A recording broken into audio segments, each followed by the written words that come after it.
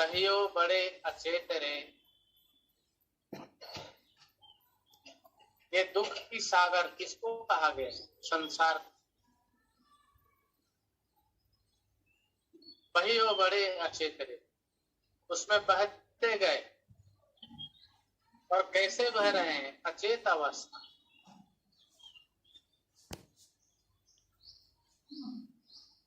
जो ना गुरु मिले, जो नहीं गुरु जी मिल तो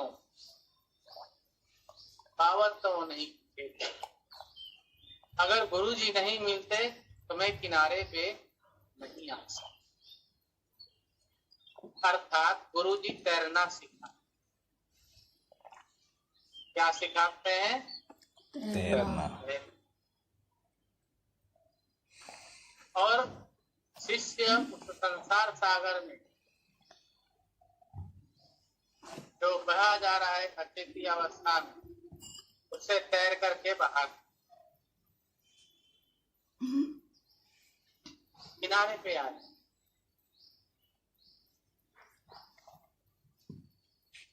किसी कवि ने कहा है, ढूंढते रहे किनारों को, ढूंढते रहे किनारों को, कोई सहारा ना मिला। जहाँ पे जाके रुके, समझे हम मंजिल है। जब खड़े होके देखे तो किनारा ना।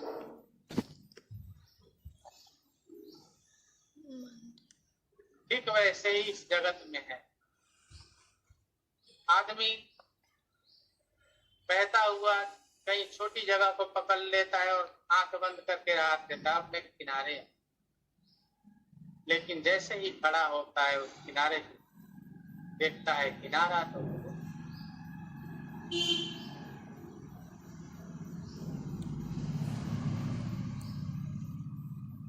तो ये देख लेना भी बहुत अच्छी बात है, जानना भी बहुत अच्छी बात है।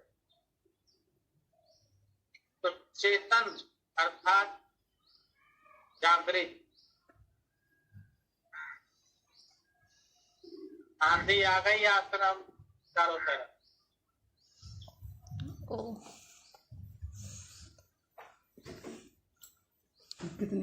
राधे, आवाज आ रही है मेरी? जी सरकार जी। चलिए कंटिन्यू रखते हैं। गर्मी बहुत हो रहा है जी। अब प्रकृति चेतन हो रही है। चेतन होना ये बहुत जरूरी है। मनुष्य चैतन्य ना हो, जागृत ना हो, उसका सब कुछ लुट जाए।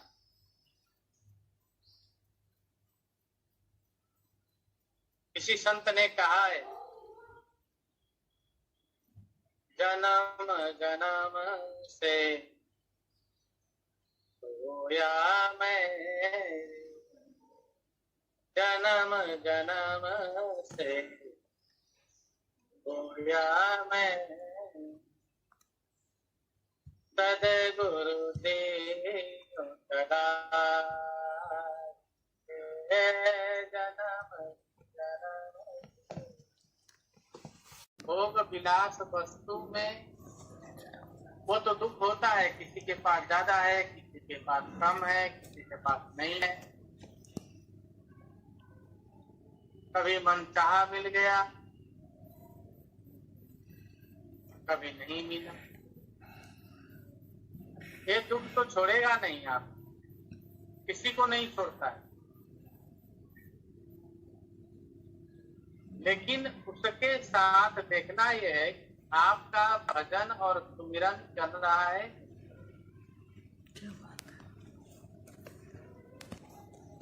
अगर नहीं चल रहा है तो ये बहुत ही बड़ा वाला दुख है।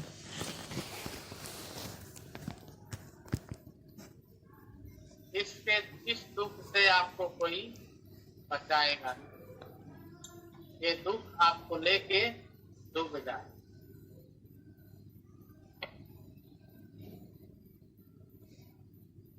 अगर इसमें भजन हो, सुमिरन हो, जाप हो, ध्यान हो, योग हो, कर्म हो, क्षेम हो, दान हो, तो यही आपको उस किनारे तक गुरुदेव की कृपा से, उनके उपदेश से पहुंचा देता है, सत्संग के माध्यम से पहुंचा देता है। तो इसके लिए आपको क्या करना होगा? चैतन्य होना पड़ेगा। अपनी चेतना अर्थात चित्त शक्ति को उसका साफ करना पड़ेगा। पिछले बार के उपदेश में हमने बताया आपको, चित्त चो चिदानंद, चित्त का शांत कर, साधना नहीं।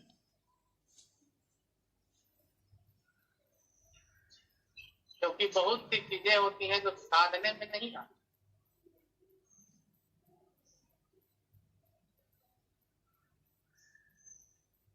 जैसे अग्नि,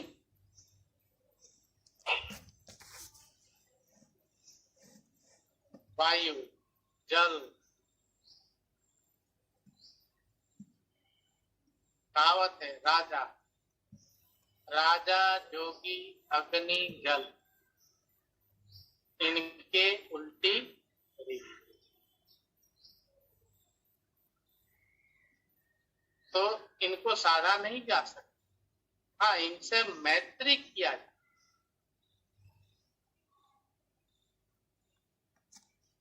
जब इनको मैत्री कर लेंगे, समर्पण कर लेंगे, तो ये स्वतः आपको साथ दे।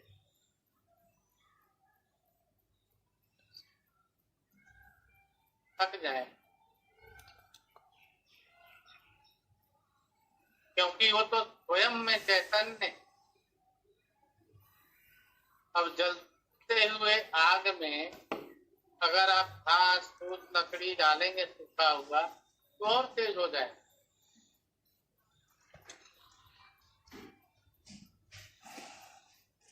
तो और भी बढ़ जाएगा उसका लौ। सिर्फ उसमें कुछ डालना। ऐसे ही ये चित्त चैतन्य है, उसमें कुछ डालना है। क्या डालना है? अटेंशन, थोड़ा सा उसके तरफ देखना है। जब उसको देखेंगे तो आपकी अपनी परिस्थिति नजर आए।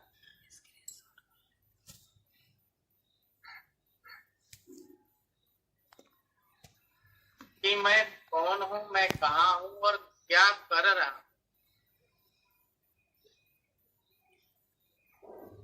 जब ये नजर आएगी तो चित्त आपको चैतन्य करे। कैसे चैतन्य करेगा? चित्त अंदर से बोलेगा ये गलत है, तुम ईश्वर के अंश हो, तुम मनुष्य हो, तुम परमात्मा से जुड़े हुए हो, ये गलत है और ये सही। तुम्हारा मार्ग ये है, तुम्हारी दिशा ये है। तो इसीलिए चित्त को परम मित्र भी कहा है।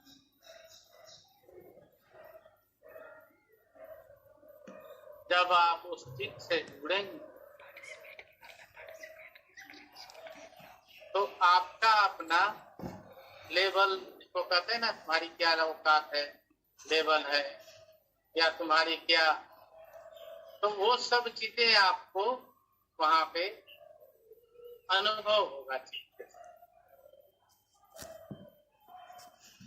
कि आप कितने में हैं। आपका फिर वो जब आपको पता चल जाएगा आप कितने में हैं, तो वही चित्त आपको बताएगी कि भैया तुम मनुष्य हो, ईश्वरीय अंश हो। प्रभु की कृपा से तुम्हारा ये शरीर है। सत्य असत्य, धर्म अधर्म और नाना प्रकार के ज्ञान से परिपूर्ण होता है।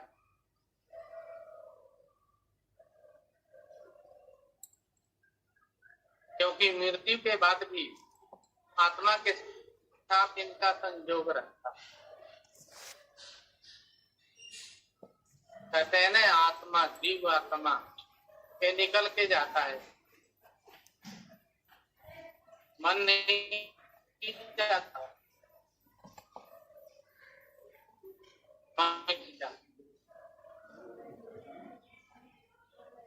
जैसे ही ये शरीर छूटता है उससे पहले ही ये मन लुप्त हो।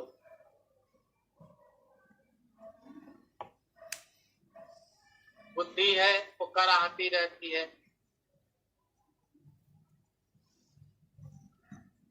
अच्छे बुरे का, मैंने जीवन में ये अच्छा नहीं किया, वो अच्छा नहीं। चित्त जो है वो सतर्क हो जाती है क्योंकि आत्मा निकलने वाला है।